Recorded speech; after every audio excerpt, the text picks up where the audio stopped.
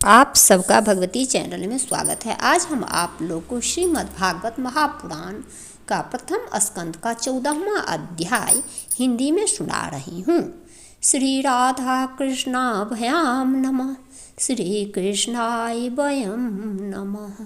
ओम नमो भगवते वासुदेवाय। अपशगुन देखकर महाराज युधिष्ठिर का शंका करना और अर्जुन का द्वारका से लौटना।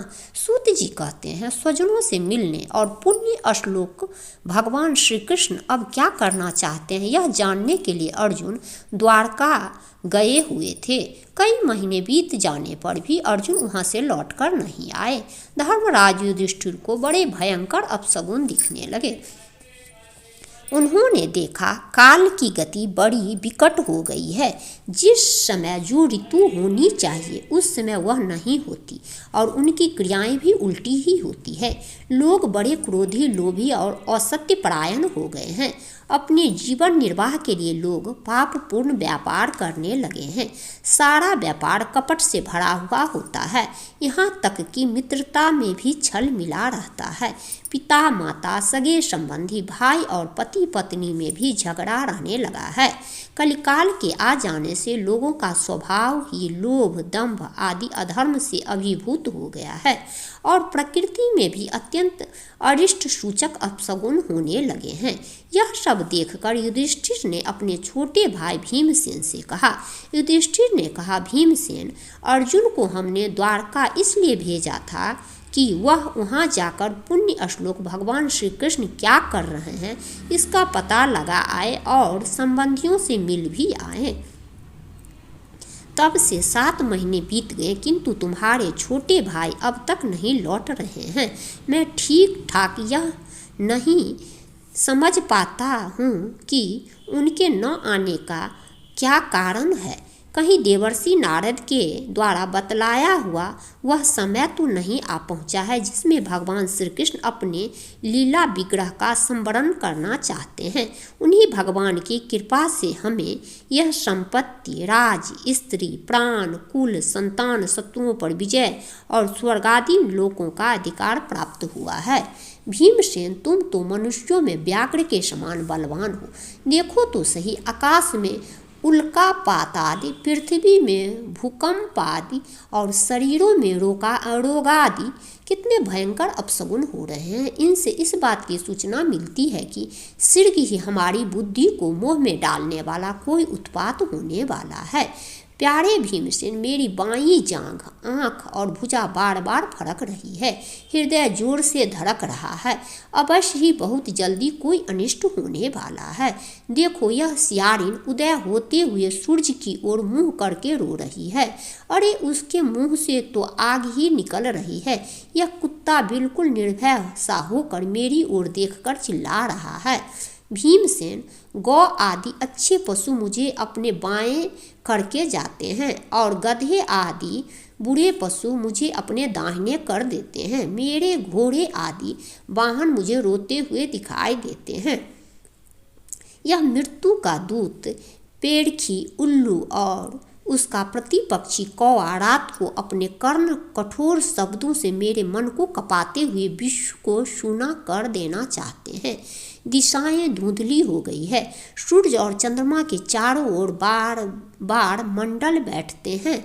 यह पृथ्वी पहाड़ों के साथ कांप उठती है। बादल बड़े जोर जोर से गरजते हैं और जहां तहां बिजली भी गिरती ही रहती है। शरीर को छेदने वाली और धूली वर्षा से अंधकार फैलाने वाली आंधी चलने लगी है। बादल बड़ा डरावना दृश्य उपस्थित करके सब ओर खून बरसाते हैं। देखो, सूर्य की प्रभा मंद पड़ गई है। आकाश में ग्रह परस्पर टकराया करते हैं। भूतों की घनी भीड़ में पृथ्वी और अंतरिक्ष में आग सी लगी हुई है। नदी, नद, तालाब और लोगों के मन क्षुब्ध हो रहे हैं। घी से आग नहीं जलती। यह भयंकर काल न जाने क्या करेगा। बछड़े दूध नहीं पीते, गौएं दूहने नहीं देती। गौशालाएं में गौएं आंसू बहा बहा कर रो रही है। बैल भी उदास हो रहे हैं। देवताओं की मूर्तियां रोसी रही है। उनमें से पसीने चूने लगता है और वे हिलती डोलती भी है। भाई, ये देश, गांव, शहर, बगीचे, खाने और आश्रम श्रीहीन और आनंद रहित हो गए हैं। पता नहीं ये हमारे किस दुख की सूचना दे रहे हैं। इन बड़े बड़े उत्पातों को देखकर मैं तो ऐसा समझता हूँ कि निश्चय ही यह भाग्यहीना भूमि भगवान के उन चरण कमलों से, जिनका सौंदर्य तथा जिनके ध्वजा वज्र अंकुशादि विलक्षण चिन्ह और किसी से भी कहीं भी नहीं है, रहित हो गई है। शौनक जी, राजा युधिष्ठिर इन भयंकर उत्पातों को देखकर मन ही मन चिंतित हो रहे थे कि द्वारका से लौटकर अर्जुन आए। युधिष्ठिर ने देखा अर्जुन इतने आतुर हो रहे हैं जितने पहले कभी नहीं देखे गए थे। मुंह लटका हुआ है, कमल सरीखे नेत्रों से आंसू बह रहे हैं और शरीर में बिल्कुल कांति नहीं है। उनको इस रूप में अपने चरणों में पड़ा देकर युधिष्ठिर घबरा गए। देवर्षि नारद की बातें याद करके उन्होंने सुहृदों के सामने ही अर्जुन से पूछा। युधिष्ठिर ने कहा, भाई, द्वारकापुरी में हमारे स्वजन संबंधी मधु, भोज, दशाह, आह, सात्वत, अंधक और वृष्णिवंशी यादव कुशल से तो हैं। हमारे माननीय नाना सुरसेन जी प्रसन्न हैं। अपने छोटे भाई सहित मामा वासुदेव जी जो कुशलपूर्वक हैं।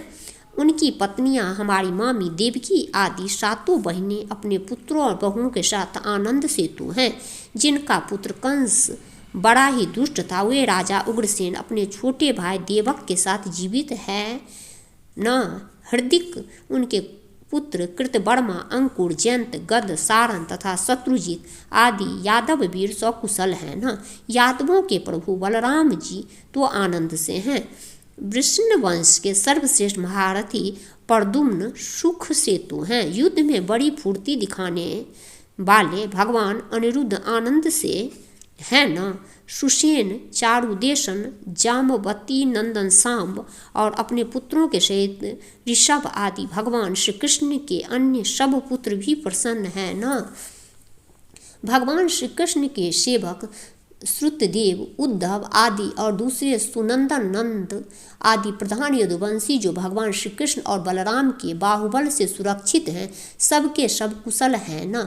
हमसे अत्यंत प्रेम करने वाले वे लोग कभी हमारा कुशल मंगल भी पूछते हैं।